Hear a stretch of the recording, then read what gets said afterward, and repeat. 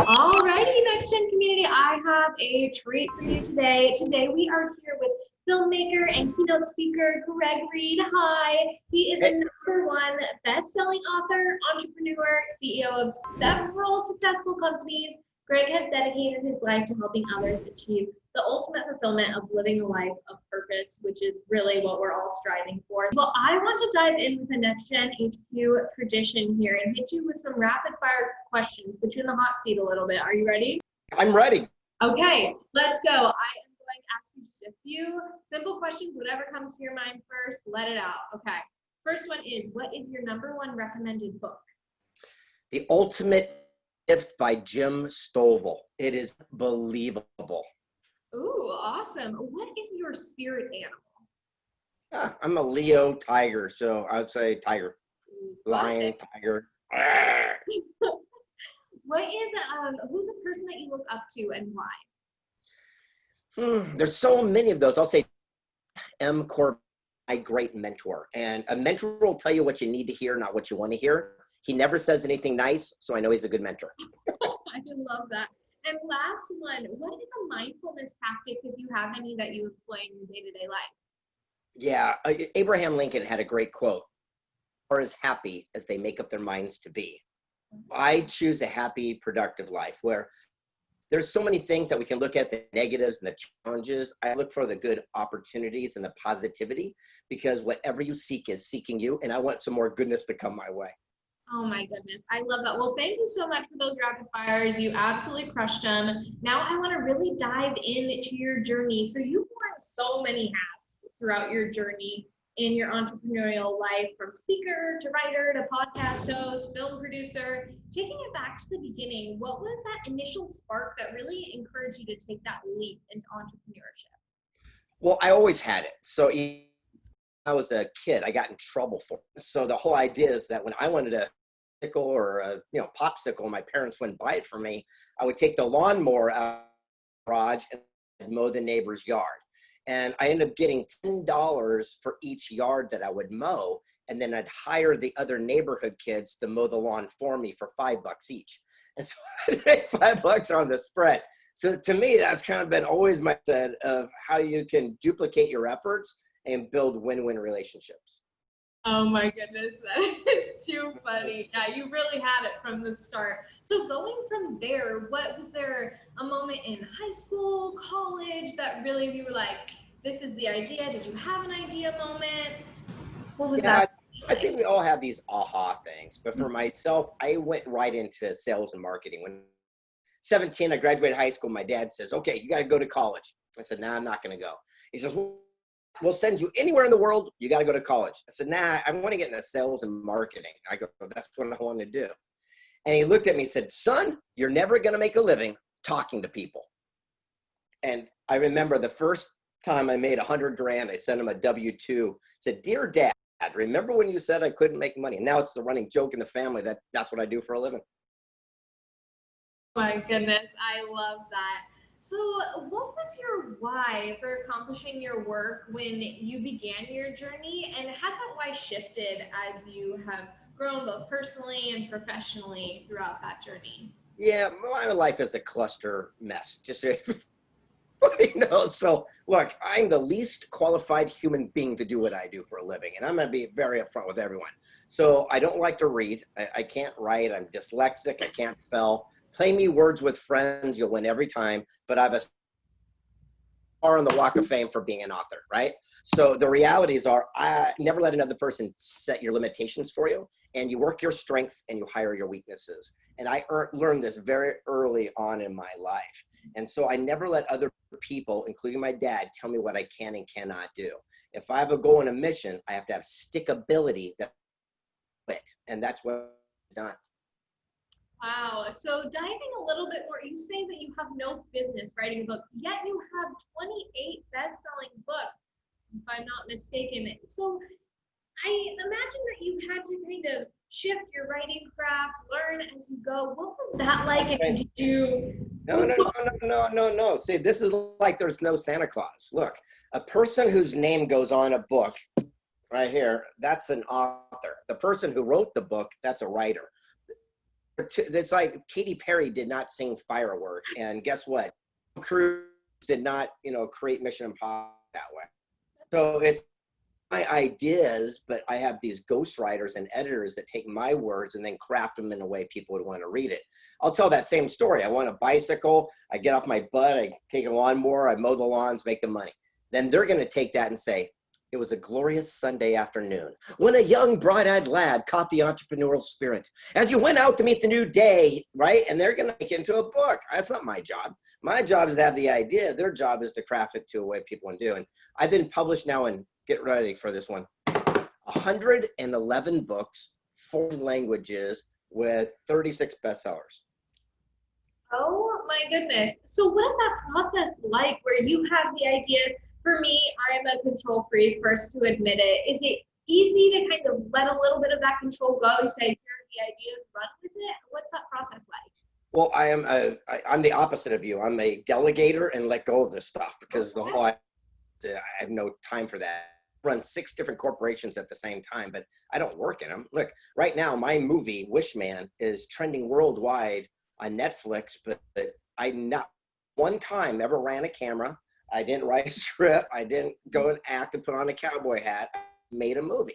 And it's the same thing when I write books or start businesses and things of this nature. I get the very best people in place and let them work their strengths. That's it. I work my strength and then I hire my weakness. So if I have a weakness, rather than spending time trying to develop having a camera perfectly, it would take me years. What I do is go find someone who's the best cinematographer and put them in that position. I don't have to worry about it anymore. Now I can focus on getting the best actors and the best people in place for distribution. Very interesting. So work on your strengths, hire out your weaknesses. I think that's a super valuable tool, especially for entrepreneurs who are just starting out. That might feel like I have to be the best at everything to make my company. Okay. Then let's extend that. You don't even have to hire your weaknesses. You can collaborate your weaknesses. I'll give you an example. Right now, even with all the situation with lockdowns, you might have the coolest idea for a new logo. You might also know a buddy who has screen prints in his garage. Another person makes kick-ass websites. Well, why don't you 3 get together and say, hey, let's start building a new t-shirt line, and when things open up, we'll take them out to the public again, and we'll launch a brand new clothing. How can you start thinking like that? Right now, you don't have to put out a lot of dough. And with accessibility with brands like Upwork.com, where you can hire with a PhD in literature, who can write a better book? This knucklehead who's going to go skateboarding in 15 minutes, or that person. So work your strengths or collaborate your weaknesses. Awesome. Well, just switch gears a little bit. We at Next Gen HQ, we love your drive to give back and make a difference and really make relationships number one, which is one of our core values here. How do you prioritize that in your day-to-day when things might be a little hectic and that's not at the forefront of your mind? That is the forefront of my mind. And anyone that's not, then good luck to you. That's not the way life works. Everyone's seen the bumper sticker and that silly meme on Instagram. It says, your network is your net worth and all that stuff. But look, I'm to the point, I even keep this on my desk. It's called the switchboard, and I use that to connect people. So these are my top connections, everyone from a president of a country to princesses to Tonino Lamborghini to movie stars and celebrities, Oscar winners. So the whole idea is that you got to stay on top of that. So every single day, we should be reaching out to at least 3 to 5 people that are in our phone, that are in our contacts, that we don't normally do. And you want to constantly stay in touch because you never know when something might just arise, or they might be on something, or you can help them. That's the best thing. So sometimes I can say, hey, I'm working on da-da-da-da, and they go, hey, looking for that. And now I can connect them. I just get that relationship going. What are some of your top tips for keeping those relationships going, other than, is it just the constant reaching out, or do you have any tactics that you could share that you found really valuable? Well, it is reaching out. So whatever medium you want to do. Look, right now, this is going to blow people's mind. The most successful people, listen, are the most available people. No one understands that. The most successful people are the most available people. If you're brand new, you're happy-go-lucky, you're cool. Top, you're happy-go-lucky, you got nothing to prove. Middle, pain in the neck. Look, it's easier to get to the founder of a billion-dollar juggernaut like Remax Real Estate than your local Remax president down the street, because he's got ego, drives his BMW, and has all this. That's not the secret. Jump to the line. That's all I do. I find out who's getting the results I want, and then I go to them. When I climbed Mount Kilimanjaro, I did not ask a dope smoking surfer here down the beach to take me to the roof of Africa. I found the Sherpa that I climbed at 900 times. They put their boot print. I put my boot print. Oh, it's genius, right? When I went running with the bulls, I didn't just go show up and myself in a pit with bulls. I found the guy who wrote the book on running with the bulls. I said, hey, dude, if I don't want to get killed and have a good time, where do I stand? He goes, oh, for sure, go right here. Where do you think I went? Right there. Surround yourself with people that are getting the results you want. Back to books. When I wanted to be a best-selling author, I went to Barnes & Noble. I did not buy the classic great literature. I didn't want to be a great writing author. I want to be a best-selling author. Bestseller section. I called those people, said, hey, what's this racket? What's the system here? I found out and I duplicated. Here we are today. When you were going through that process of reaching out to people, when you were just starting out, did you get a lot of rejection, not hearing back or anything like that? Because I'm sure entrepreneurs get that all the time, where they want to connect with someone so bad, but they just can't seem to get that first contact, really get their foot in the door. So of course I get rejected. Look, I'm a single guy. I get rejected every day. That's part of the life, right? But the whole thing is, if you're willing to ask enough ladies out to get a date for a dance. And so you have to have that courage in the keep going and understand this. Also, this is kind of one of those simple things. Specificity opens doors. Look, here's the problem, especially with the new people today. They call up someone they want to meet when they go, I want to pick your brain. I want to take you to lunch. I want to take you to dinner. No one wants to go to dinner. I don't want my brain picked. Absolutely not. But if I wanted to access this, let's say the guy who founded NASCAR, $1 billion business, I would reach out and say, hey, listen, man, I'm working on a book about not quitting. I need 12.5 minutes of your time. I'll cover all the costs of flights from the moment I open the door. The moment I leave will be 12.5 minutes. I'll start a stopwatch. I'm going to ask you one question: why you didn't quit when it got tough? The chance of them 12.5 minutes is way up here, but people don't do that. And it's the same. I'll give you another one. I get on stage or I come off stage. There's 10,000 people and there's a line to meet you. They say the nicest things, by the way. I want to work with you. How can I be of service? How can I be of contribution? Sweet. But I don't know who the f you are. I don't have 30 minutes to do a job interview right now. But if you walk up and say, dude, you crushed it. I saw your Instagram. You got 500,000 followers. I make memes. Let me make you a kick ass and I'll send it to your phone. If you like it, use it. If not, no problem. In 15 seconds, I know who you are, what you do. You got my cell phone and we're in contact. Specificity. Okay, wow, that is such a key piece of information. I love it. I want to switch a little bit to talk more about your experience in the film industry. How do you bring your entrepreneurial approach? I know you touched on it a little bit, but could you just speak to your experience in the film industry and how that's different than podcasting or writing a book or something like that? Yeah, I'm a filmmaker by accident. So, I can only tell you my experience, but I was interviewing the founder of a nonprofit, wish to terminally ill kids. It's called Make-A-Wish Foundation. And I asked the founder of Make-A-Wish what his wish was. And he says, no one ever asked me. I says, well, I'll grant your wish. Anything you want, I'll give it to you. And he says, I want my story to be told so my grandkids will know I did something. So he signed over his life rights. And I said, but dude, I've never made a movie, but I'll give it a shot. And so it took me 6 years and trials and tribulations of that industry. But finally we came out and we made the list for the Oscars this year. And we're right now trending on the Netflix around the globe. So the fact of the matter is, I didn't know what I was doing. So I sought the people. Everything I'm telling you, I just do. This is not like, you should go do this. This is what I do. So I said, okay, who won an Oscar? Who makes films? Who gets Golden Globes? Who's these actors who go? And I went and specificity. I need 12.5 minutes of your time. I'm going to ask you one simple question. I want to draft a wish. So it's founder of Make-A-Wish. I'm making this movie. Give me one tip. I went up there, got it. And here we are. Wow. Specificity. Specificity. It keeps coming back to that. I love it. Could you maybe share a little bit about your experience? It seems like you have kind of dove into a bunch of different aspects of different industries, not exactly knowing when you go into it how it all works.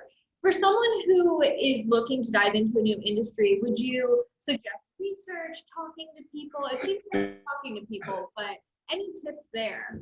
Yeah, I think 100% I just said insert there. Find out who's getting the results you want for yourself and ask that person. I'll give you an example. Look, if I want to start a brand new restaurant chain, this is I'm saying hypothetically, one of my mentors is the guy who founded Chuck E. Cheese, but I wouldn't go ask him, dude. He did it 40 years ago. He doesn't know. I'm gonna go, who's doing Five Guys or In and Out or whatever the hot trend is right now, and say, what's a secret, and ask those people. So again, find who's getting the results you want, and then go to them. I'll give you an example. I've never a Ferrari in my life, but the day I started at the dealership, I'd say, who's your number one sales rep? And they go, oh, that's, Bob Johnson. Put me next to Bob Johnson's desk. I learned from him. Why do I want to go by who's the top person? Because you're going to learn from that people that are getting the results you want. Awesome. Thank you so much for sharing that. Just a couple more questions to kind of round out and maybe get into your brain here and your hopes for the future generation as well. What does purpose mean to you? And how would you encourage our young audience of hustling entrepreneurs to find their purpose and really speak to it? Well, I hope everyone finds their purpose, but understand you're probably going to go broke. So as long as you're comfortable with that, then go in that direction. If you want to make money, look for opportunity. They're completely intuitive, and this will probably hurt people's minds, but a quick little aha. I did a book called Wealth Made Easy. Spent 3 years hanging out with people worth $100 million to $1 billion. And I just found their simple little, wealth hack, what they did. I remember I sat down with a guy who was worth multi-billions of dollars. And I go, dude, why are you so wealthy and I'm not? I go, I'm just as connected. I'm just as smart. I'm just as much action. He goes, oh, that's easy. He goes, you believe all the bullshit lies that you're spreading to the world. He goes, keep that going. You're helping us out and making us wealthy. And I go, what? And he goes, look, you go to a Tony Robbins seminar and they'll say, go find your passion, go find your purpose, and the money will follow. He goes, it's the greatest lie that ever told. He pulled out a meme on a phone of one of mine. It says, follow your purpose and not a paycheck. And he goes, and then you wonder why you're broke, you dumbass. Wow. And he says, look, he goes, you'll find a guy who works as a welder their whole life. They save a bunch of dough. They cash it in and retire, and they open a yogurt shop because it's their passion. He goes, what do they know about yogurt? Nothing. He goes, 95% of businesses fail their first year, not because they're not passionate or they do it. He's a welder, not a yogurt dude. And he goes, so when they go down, since it's their baby, their passion, they're holding on like an anchor. When they go down, they pull their car, their house, their boat, their family. He goes, we sweep in and buy that pennies on the dollar. That's why we're so rich. He goes, the secret is to look for and capitalize on that opportunity. He says, we're like a game of Frogger. We ride a log, and as soon as it dips, we jump to the next log. We can't go down with the ship because it's just business. He goes, we build up so many opportunities and create so much wealth and abundance.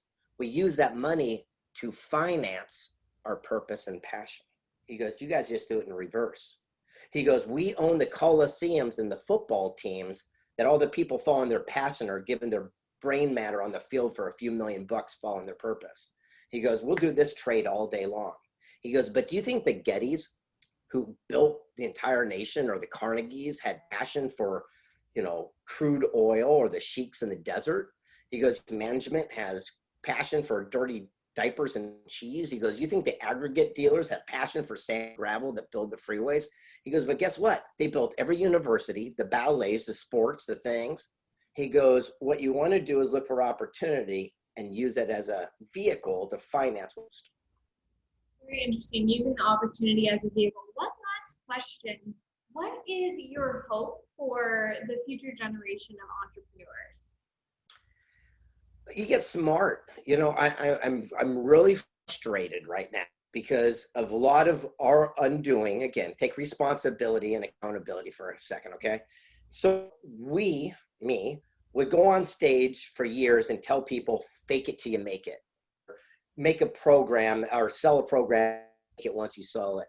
And then we wonder why all these people are getting ripped off by these wannabe up-and-coming people that don't know what they're talking about. And so I think we need a credible source moving forward. This is the key. Stop asking your friends and family for inside information. They don't know what we're talking about. Successful people seek counsel and failures listen to opinion. Opinions based on ignorance, lack of knowledge, inexperience, like your family, friends who've never done it. Counsel is based on wisdom, knowledge, mentorship. People have paved the way. If you go to a family friend and say you're going to write a book, they're going to protect you to keep you safe because they know I'm dyslexic and they've never written a best-selling book. If I go to a guy who wrote Chicken Soup for the Soul and sold 100 billion copies and say, hey, I want to write a book, he'll say, great, here's what you need to know and give you counsel. If we would spend our activity only seeking counsel and ignoring opinion, that's the day our change.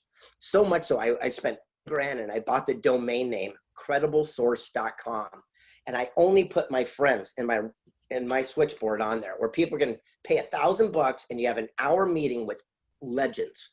You want to talk to the founder of Make-A-Wish? Great. If you had an idea for a clothing line and you want to talk to the founder of a multi-billion-dollar brand of boots, here you go. If you want to talk to a mineral, if you want to talk to the guy who invented Pictionary, if you want to talk to the guy. So how can you get direct access? And I want to be the voice of saying, stop listening to Instagram gurus and follow the people that can actually get you where you want to go. Wow, well, that's wonderful knowledge and advice. Thank you so much for being here today, Greg. I know I've learned a lot. When this is shown to the rest of the community, they're just going to eat it up. I got one more nugget before you cut me off. Are you ready? Okay. So after when I was doing Wealth Made Easy, I always have all these little nuggets and ahas, but there's one that I want to pass on to the world. If people will follow what I'm about to teach you, will change literally your life if you learned it early. So this is it. And then I'm going to hit the button and I'll be gone forever. Okay. This is it. It's about accountability and responsibility for every single thing that happens. Stop blaming other people. It is your fault. And it works like this. It's an acronym, CPC. It stands for clues, patterns, choices. But ultimately, it's your fault. Example, I said earlier, I'm a single guy. So I go out on a date and she's 20 minutes late. Well, that's a clue. If I have a third, fourth, and fifth date, and every time she's 20 minutes late, it forms what? A pattern. Now it's my choice. With it, adjust it, yell at her, break up with her. But guess what? It's not her fault. She's just late. Stop trying to change people. How many times does someone have a bad reputation in business? They'll cheat your best friend. You try to do business with them, things don't go good, and you're mad at that person. You saw the clue, you saw the pattern, you made the choice. It's the same thing, seeing a rattlesnake rattle, bite your kid's sister, you go to pet it, and you're mad at the snake. Have accountability and responsibility for everything that happens. And sit back and look at your friends. Look at the people we're hanging out with. Look, if Susie Q gets in trouble every time she goes out to a party, and you pattern for her that every time she gets in trouble, and you hang out with her and get in trouble, whose fault is it? The ultimate thing is clues, patterns, choices, accountability, responsibility, and make the decision really fast to start hanging out with the world's best, and the best things will start coming your way. Oh, you're right. That was the aha nugget of all aha nuggets. Thank you again so much, Greg.